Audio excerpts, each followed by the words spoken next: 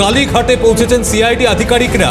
আবারও কালীঘাটে সিআইডি আধিকারিকরা মমতা বন্দ্যোপাধ্যায়ের বাড়ির ঠিক উল্টো দিকে তৃণমূলের পার্টি অফিসে নাকি সিআইডি।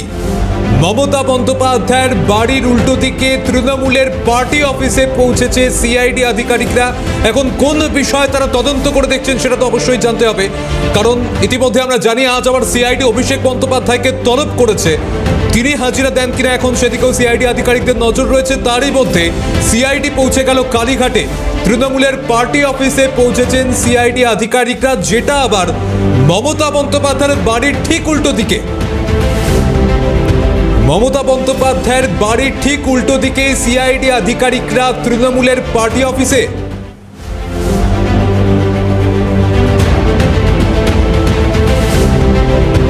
প্রতিনিধি অভিরূপা সাহা রয়েছেন আমাদের সঙ্গে। অভিরূপা, কোন বিষয় তদন্ত করে দেখছেন আধিকারিকরা? দেখো, ইতিমধ্যেই মমতা বন্দ্যোপাধ্যায়ের বাড়ির উল্টো দিকে যে তৃণমূলের পার্টি অফিস রয়েছে সেখানে গিয়ে পৌঁছেছেন সিআইডির আধিকারিকেরা। মূলত সার্চ অপারেশনের জন্যই সিআইডির আধিকারিকেরা গিয়ে পৌঁছেছেন। প্রায় 30 থেকে 35 সদস্যের একটি টিম তারা ইতিমধ্যে গিয়ে পৌঁছেছেন মমতা বন্দ্যোপাধ্যায়ের বাড়ির উল্টো দিকের যে তৃণমূলের পার্টি অফিস সেখানে। এবং তারপরেই যে ছবিটা দেখতে পাওয়া যায় যে সিআইডির আধিকারিকরা সার্চ অপারেশনের জন্য ভেতরে ঢোকার জন্য বারবার অনুরোধ করতে থাকেন, কিন্তু সুভাষিস চক্রবর্তী তিনি বাড়ির বাইরে বেরিয়ে আসেন এবং তিনি বেরিয়ে বলেন যে তিনি এই পার্টি অফিসের ইনচার্জ ভলেন্টিয়ারই রয়েছেন।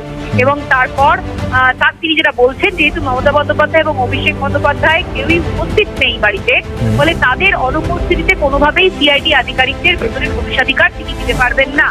এই মর্মে দুই তরফের মধ্যে উত্তপ্ত বাক্য বিনিময় হয় এবং সিআইডির আধিকারিকেরা বলছেন যে রীতিমতো তাদের যে সার্চ অপারেশন সেখানে বাধা দিচ্ছেন, তিনি অবস্ট্যাকল তৈরি করছেন। এবং তারপরে অবশ্যই সিআইডির আধিকারিকরা সরে আসেন এবং আবদ্ধভাবে তারা সিদ্ধান্ত নিচ্ছেন যে পরবর্তী পদক্ষেপ কি হয়। আমরা জানি বিধানসভায় সই জাল কাণ্ডে অভিষেক বন্দ্যোপাধ্যায়কে আজকে ফের তৃতীয়বারের জন্য ডেকে পাঠানো হয়েছিল ভবানী ভবনে, কিন্তু তিনি দিল্লিতে রয়েছেন। তিনি সিআইডিকে মেইল করে গতকালকে জানিয়েছিলেন যে তিনি আসতে পারবেন না, কিন্তু তৃতীয়বারের জন্য যে হাজিরার নোটিশ তার পরিপ্রেক্ষিতে তিনি কিছু জানান। ফলে সেক্ষেত্রে দাঁড়িয়ে এবার অভিষেক বন্দ্যোপাধ্যায় তিনি কবে ফিরে আসেন, মমতা বন্দ্যোপাধ্যায় তিনিই বা কলকাতায় কবে আসেন, বা আজকে সিআইডির আধিকারিকেরা আদৌ বাড়ির ভিতরে ঢুকে সেখানে বা ওই পার্টি অফিসের ভেতরে ঢুকে তল্লাশি অভিযান চালাতে পারেন কিনা, সেটাই এখন দেখবার বিষয়। এখান থেকে অভিরূপা আবারও একবার যে বিষয়টা স্পষ্ট হতে চাইবো, যে এই যে সিআইডি অভিযান কালীঘাটে, তাও আবার তৃণমূলের পার্টি অফিস, যেটা মমতা বন্দ্যোপাধ্যায়ের বাড়ির নাকি ঠিক উল্টো দিকে, এটা কোন বিষয়ে অভিযান আবারও যদি একবার একটু স্পষ্ট করা যায়? দেখো, বিধানসভায় সই জাল কাণ্ডে এই তল্লাশি অভিযান সেই জন্যই সিআইডির আধিকারিকেরা পৌঁছেছেন কালীঘাটের 30 বি হরিশ চ্যাটার্জি স্ট্রিট, কালীঘাটের তৃণমূলের যে পার্টি অফিস সেখানে। এবং জেনারেল সেক্রেটারি অভিষেক বন্দ্যোপাধ্যায়, তৃণমূল কংগ্রেসের জেনারেল সেক্রেটারি অভিষেক বন্দ্যোপাধ্যায়, তার সাইন করা যে চিঠি সেখানে এই 30 বি হরিশ চ্যাটার্জি স্ট্রিটের নাম দেওয়া রয়েছে, ঠিকানা দেওয়া রয়েছে। ফলে সেই জন্যই তারা তল্লাশি অভিযানে এসেছেন।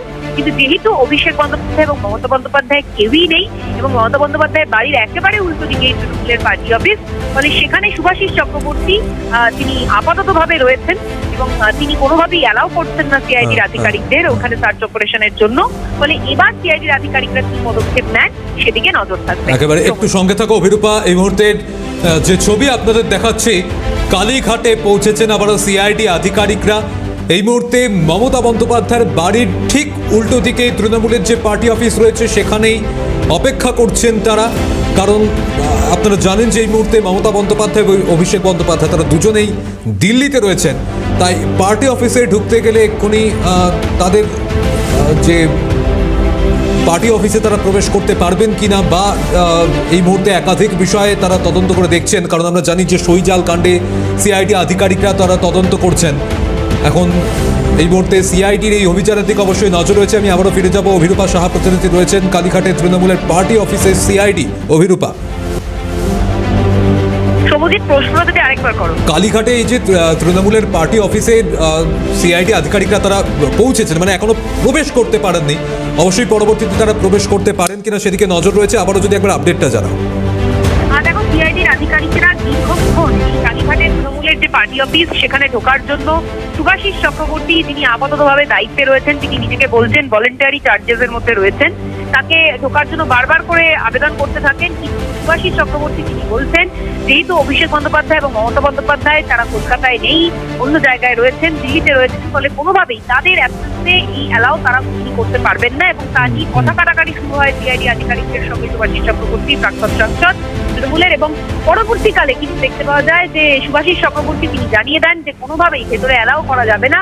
এবার সিআইডির তরফ থেকে পরবর্তী পদক্ষেপ বা তারা কি করে, যেহেতু তারা ভেতরে ঢুকতে পারলেন না, তারা কি ফের নোটিশ সার্ভ করবেন, বেশ। নাকি তারা ভেতরে ঢুকবেন, নাকি কোনো রকম একেবারে এখন পরবর্তীতে ঠিক ঠিক কোন বিষয় তারা এই মুহূর্তে তদন্ত করে দেখছেন এবং পরবর্তীতে কি হচ্ছে সেদিকে নজর থাকবে। অভিরূপা, ধন্যবাদ জানাচ্ছি তোমাকে।